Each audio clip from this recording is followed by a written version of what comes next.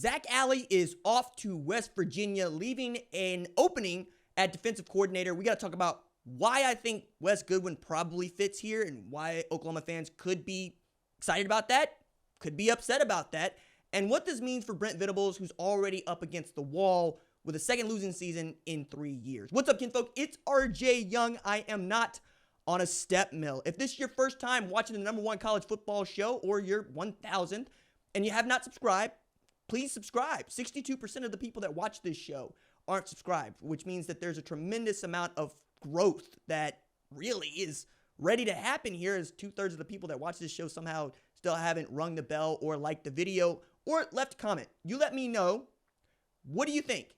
Do you think that Wes Goodwin should be the next defensive coordinator at Oklahoma? Do you think Brent Venables should just go without a coordinator and maybe call the plays himself? Or do you think that the time is running out on what Brent Venables might be able to do at Oklahoma? I do not believe it's time to move off of Brent Venables. But again, leave that comment below if you do, and I'll take a look at it. So what we know is Zac Alley is reuniting with Rich Rodriguez at West Virginia after what felt like a blow was already just one too many with the loss to Navy. You get this one with Alley going to Morgantown. Taking a step down, according to some SEC fans, or reuniting with a guy that gave him a shot to call defenses in the first place and recognize Zac Alley as a rising star.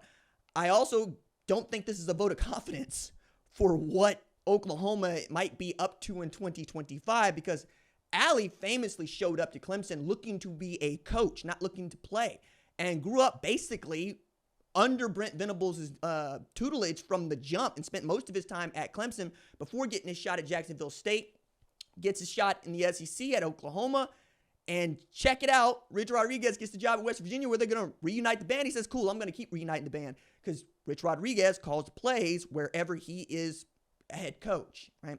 So now we're back to the space where Oklahoma has to hire a new offensive coordinator and a new defensive coordinator and try to keep everybody else intact. Remember, Ben Arbuckle just got to Oklahoma. Oklahoma just got John Mateer to sign on. Maybe that fixes the offense, which really was the bugaboo for the Sooners. Didn't have a quarterback to speak of. Not really. Not like Oklahoma is used to. Jalen Hurts, Kyler Murray, Baker Mayfield, even Spencer Rattler, let alone Caleb Williams. We keep going here, right? The caliber of quarterback play at Oklahoma has been really, really good for the past 25 years. I mean, there's some hit and misses here. Paul Thompson needed to move from wide receiver back to playing quarterback because Rhett Bomar decided to lie to Bob Stoops' face about whether or not he was clocking in at Big Red Imports. Yeah, I'm bringing up the old stuff because that's the only real five-star bust that Oklahoma's had at quarterback. Like, I realize you want to tell me something about Spencer Rattler. That dude won a Cotton Bowl. You know what I'm saying? Like, there's some levels to this. Rhett Bomar is the bust. That's it. Outside of that, I mean, we could talk about Trevor Knight, but he beat Alabama in the Sugar Bowl when Nick Saban was still head coach. Okay, we can keep going down the road on this, and I realize there's going to be some folks that got some feelings about it. But defense was the reason Oklahoma fans wanted Brent Venables back. You know, it's one thing for Oklahoma to be able to put up 40 points. If you can't stop nobody from scoring 40 points, you're not going to win no national championships. And when you get into playoffs, it really is who's got the better defense and who can afford to make more mistakes, which is how this is stacking up. So you're thinking you get Brent Venables in there, you give him an offense that can go, and all of a sudden you got a recipe for success. Well, it didn't go well first year. Dylan Gabriel was out a lot of that, and turns out Oklahoma didn't have anything behind him and go 6-7, okay? Next year, 10-3, right? Dylan Gabriel, we thought was going to the NFL, decides to transfer to Oregon. Jackson Arnold's supposed to be the guy, 5-star quarterback. Well, I'll take that back. That might be the 5-star bust right there now that I think about it. Yeah, that's the bust. So there's 2 busts, right? Goes to Auburn. You get the new quarterback in John Mateer. You get the new offensive coordinator. And then all of a sudden, Zac Alley says, hey, I'm going to leave Norman for Morgantown. Okay. So now Brent Venables is back to looking for a defensive coordinator. But really going back to the well that is Clemson. And while there are those that somehow seem to believe that Brent Venables grew up underneath Bob Stoops, I say there's something to that. I do. I think there's something to that. Because he really worked for 2 guys as a position coach and coordinator, right? And that is Bob Stoops and that is Dabo Swinney. I would contend that Dabo Swinney is for Brent Venables what Steve Spurrier was for Bob Stoops, right? When we talk about Bob Stoops, many people want to say Bill Snyder was his mentor. Even he would go, I don't know about that, right? He learned how to coach, learned how to be a better coach, learned how to be a coordinator and call great plays. But the guy that turned him into a head coach, mentored him for the job, is Steve Spurrier. And Spurrier seemed to have a better handle on how to be a head coach play caller than anybody that's ever lived. I mean, frankly, the dude is unflappable. He's always going to throw the ball all around the yard, and he always wanted to have a coordinator that he could just get out of the way of. I think Dabo Swinney, never having been a coordinator, had a leg up on anybody else that got into the head coaching profession because he's able to see it from a 360 view, right? He has promoted from within, and Wes Goodwin, if he has moved on, would be the last of those guys that really grew up in Clemson under Swinney and got the job done. That's important because they won national championships doing it that way. And for a very long time, Brent Venables was one of the most desirable coordinators to be a head coach in the sport. I mean, it went Kirby Smart him. And it felt like he was doing what Kirby Smart was doing, which is waiting for the right job, the one he wanted to open up and then go get it. For Kirby Smart, that was Georgia. It's going back home.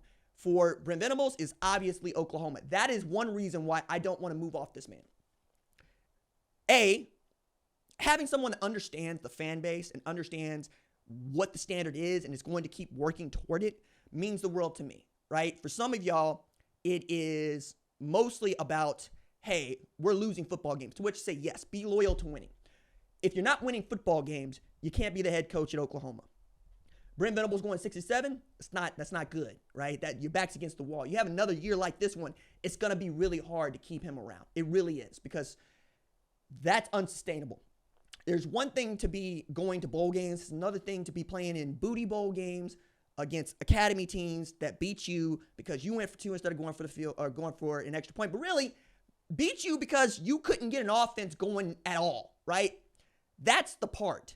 So you could go get Wes Goodwin, and that could be good. He understands what Venables' system's supposed to look like. You could probably promote James Skalski from grad assistant to linebackers coach. It's cool. I realize there's a lot of people that like Brandon Hall, safeties coach. But you're going to have lots more moving and shaking. I don't think the staff that you have even now is going to be the one that you see even February, right? I think lots of moving and shaking is going to go on here. But Wes Goodwin also oversaw a Clemson defense that wasn't very good against the run. Like last year, Clemson allowed 4.7 yards per carry. That's their worst total since 1975. They gave up 161 yards a game on the ground. That's their worst total since 2011. It's not winning football, and it's frankly the reason that I think they lost to Texas. Now, you go get a new defensive coordinator.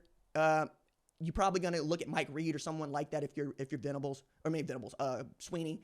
But you go get Wes Goodwin, and all of a sudden maybe you're able to put together something like a nice group of coaches, and maybe you're able to recruit some guys out of the portal that would otherwise want to play at Clemson. I don't think that TJ Parker's going anywhere. I think TJ Parker not only said he's going back to Clemson, he's going to stay at Clemson. I think that Clemson has decided to circle its wagons around what Dabo Swinney is building, and even he is getting with the times as he took in a transfer. That tells you where we are in college football. The man who said, hey, we don't do transfers is now taking transfers.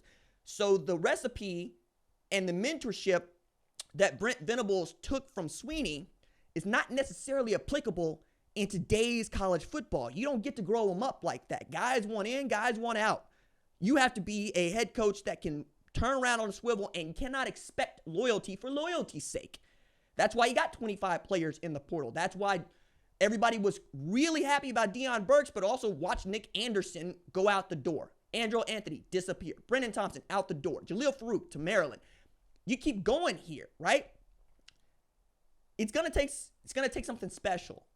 But A, I think Brent Venables can do that. And B, who are you going to get that's better? Nick Saban is not coming through that door. You know what I'm saying? You're not going to get anybody that understands you the way that that Brent Venables understands Oklahoma. And we know what it looks like when you don't, right? We know what it looks like. It's Gomer Jones, who we thought was the guy because Bud Wilkinson had been like, hey, he's the guy, but he ain't no Bud Wilkinson. Right? In fact, I think many people were thinking maybe be on to something in the 60s, you got to go get Barry Switzer. Barry Switzer understood what he was recruiting to. And if Chuck Fairbanks wasn't Chuck Fairbanks, maybe you don't end up with Switzer. right? I think also the only other really great hire that I can give to Joe Castiglione is Bob Stoops, because this one ain't working out just yet. And Bob Stoops is a guy he got to keep for 18 years, and Bob Stoops never had a losing season, which is wild to think about. Oklahoma's last losing season before Brent Venables was 1998, went 5-6. So Wes Goodwin, probably next, but we'll wait and see. Do you think that that's a good hire? Do you think making Oklahoma into something like Clemson is going to work for Oklahoma in the SEC? Let me know.